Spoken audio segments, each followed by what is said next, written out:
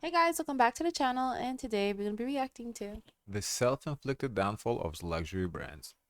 This is Chanel's medium 2.55 leather flap bag. In 2019, it was priced at $5,800, but in 2025, they're selling it for $10,800. Oh, that's crazy. Double?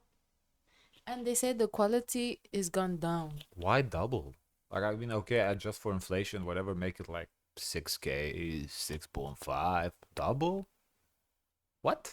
I don't know why double either. And That's the an quality has gone down.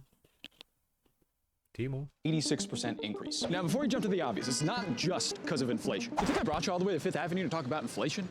Luxury brands like Chanel, Kering, and LVMH used to have it all in the bag, raising prices annually and still seeing huge demand in sales. But in 2025, they're clutching their pearls and feeling an emptiness in their designer wallets. The luxury industry lost 50 million consumers in the past 2 years, and only 1/3 of the luxury goods industry is actually growing.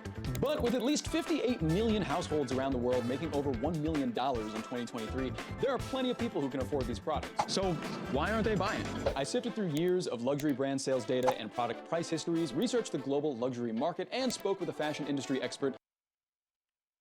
And sales data and product price histories, researched the That Mall of Berlin looks like a Google logo. You know the colors how Google logo has? Looks pretty cool. global luxury market and spoke with a fashion industry expert to find out. What I learned is that there's not a simple ironed out answer, but there are a few reasons why these luxury brands are falling, most of which were completely avoidable.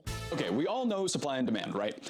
As supply goes up, demand goes down, and typically so do prices and vice versa. That's all I got in my econ class. But historically, luxury goods So weird to look at graph on this axis. I don't like that either. It's so awkward. turn that equation on its head. This is Thorstein Veblen, an American economist who invented what's known as the Veblen goods curve. His curve shows that as prices increase, demand increases. And that sounds delusional, but in the world of luxury handbags and fashion, it's right on the money. See, Veblen I get it. It's becomes more exclusive. So people, the rich people, it's all about the status, about big ass egos. So they was like, oh, not many people can have it. I must have this. So as he said, it's for luxury goods. It makes sense. For regular people, eggs, no. Meat, no. But like bread, Unless you're flexing no. on people, you Yeah. have eggs. But like that's like the luxury cars, the Bugatti Veyrons and stuff like that. It worked for the housing market too. The prices increase all of a sudden. A rush everyone needs to buy. Yeah. goods consumers appreciate the high price. Instead of a detraction, it's seen as a worthwhile premium to ensure that the goods are rare and high quality. That's what keeps them buying. And luxury fashion sales, aka any wearable luxury goods, have been steadily increasing for the most part, with just Except for 2020. a few speed bumps that you might have heard of, the 2008 recession and COVID.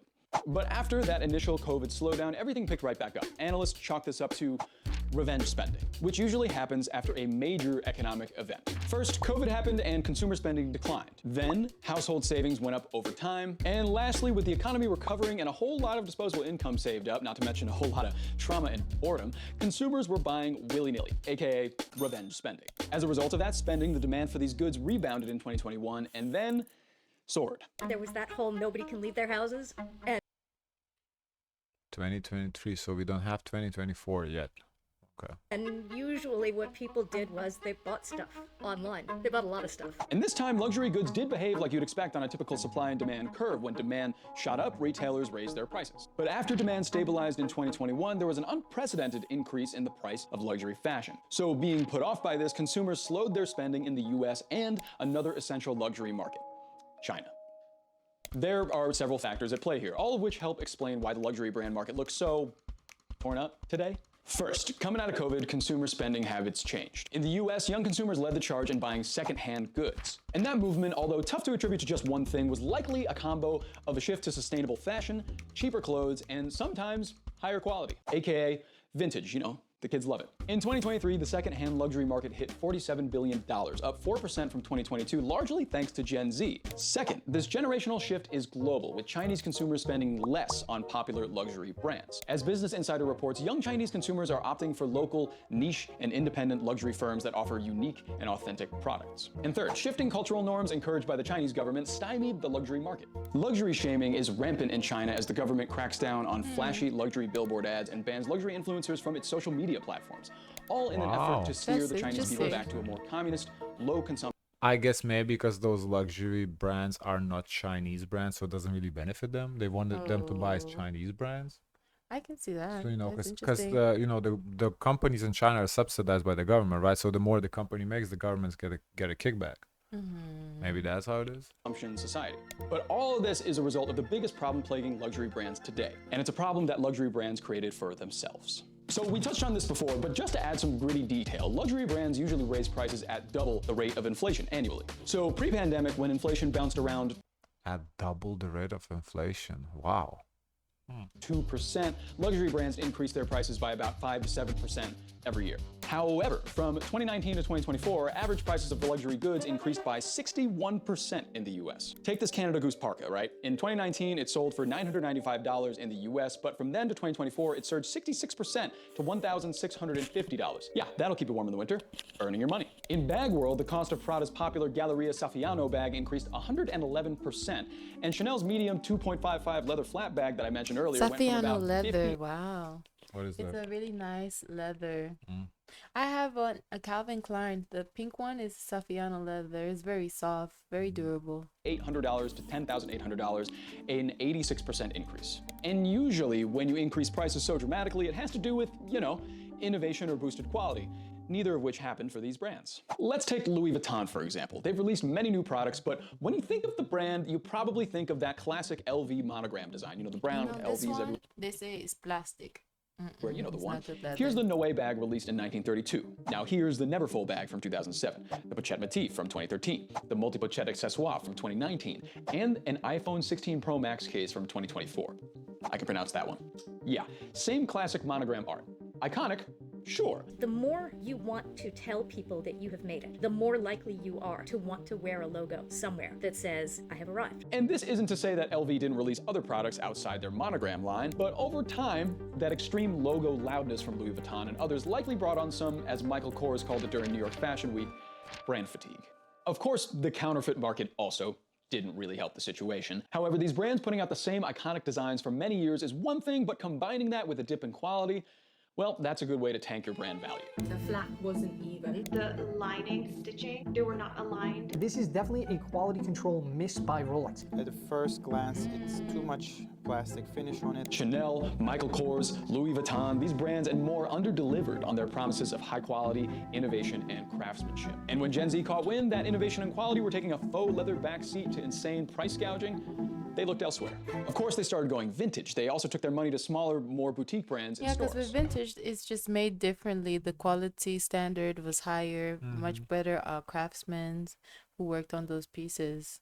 For example, Mercari, a Japan-based second-hand fashion seller, Yeah, like even on the watches too, like the vintage watches, they go for big money. app is in a seemingly never-ending growth pattern. In 2023, just under 70% of Mercari's around $6.4 billion of gross merchandise value came from the United States. But even some brands that sell new products are picking up steam. Take The Row, founded by Mary-Kate and Ashley Olsen. You know the ones, you heard that right, in 2008. According to Mean Boulevard, the Row's boom in popularity comes from its dedication to quality, practicality, and quiet fashion, with no flashy logos and an emphasis on minimalism. Prada also dipped into this small fashion business surge with its own sister brand called Miu Miu, which helped the company's sales grow 18% in Q3 of 2024. Sales for Miu Miu also grew 105%. Right now, Miu Miu is doing very well. If you have a Miu Miu, like it can be a basic cardigan, and if it's got the little Miu Miu logo, that has a lot of pull right now. But Gucci is doing very badly. Miu Miu, founded in 1992, has always targeted younger consumers as a trendy and affordable Prada alternative, but now it's really paying off for Prada Group.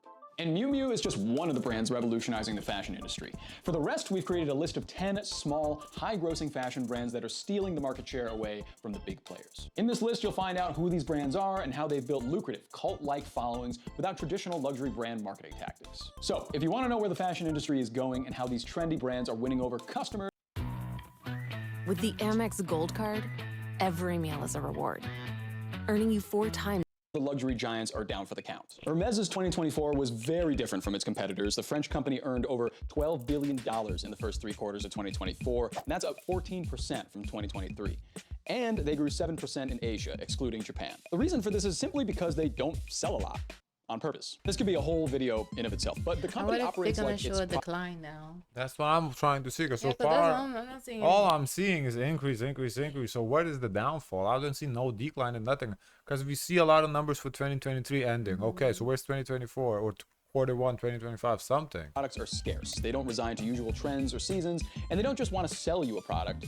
You have to work for it. Please just take a look at this Reddit thread. Getting a Hermes Birkin bag is turned into a game that you will never win, a game that I will never play. But aside from hunting down $60,000 handbags, the upper class has found other ways to indulge in the luxury market. A form of travel that's gained tons of traction recently is renting your own private island. The price ranges from $50,000 to $1 million per night and includes personal chefs and staff.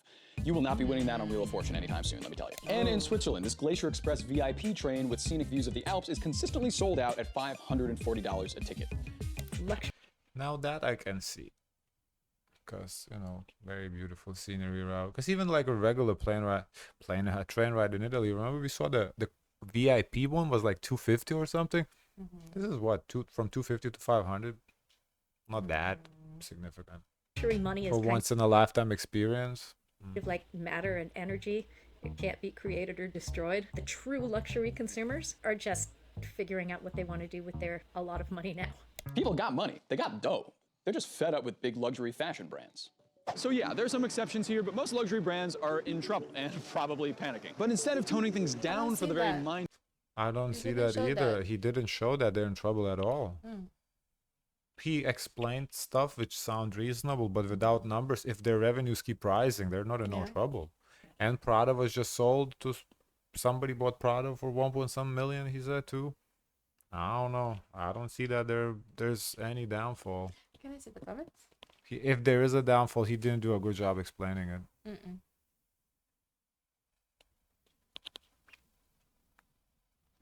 Luxury brands aren't luxurious anymore. They are one of a kind. They aren't even quality anymore. Imagine knowing what the bags cost to produce them, finding out they're still trying to cut costs on materials while doubling the price. I don't know. The only point he made was the loud labels. Now kind of considered less tacky or it's too flashy. Yeah, I never like that. Like you walking with a shirt, somebody says a big ass thing on the shirt. Like, it's a regular t-shirt. why? Like I get if it's like a cool design, like a graphic tee with like it looked like art. Yeah, okay, cool, but just with big ass letters saying something, I don't get it. Okay, guys, of course, let us know your thoughts. Don't forget to like, comment, and subscribe. Join the Discord. And as always, share as much kindness as possible.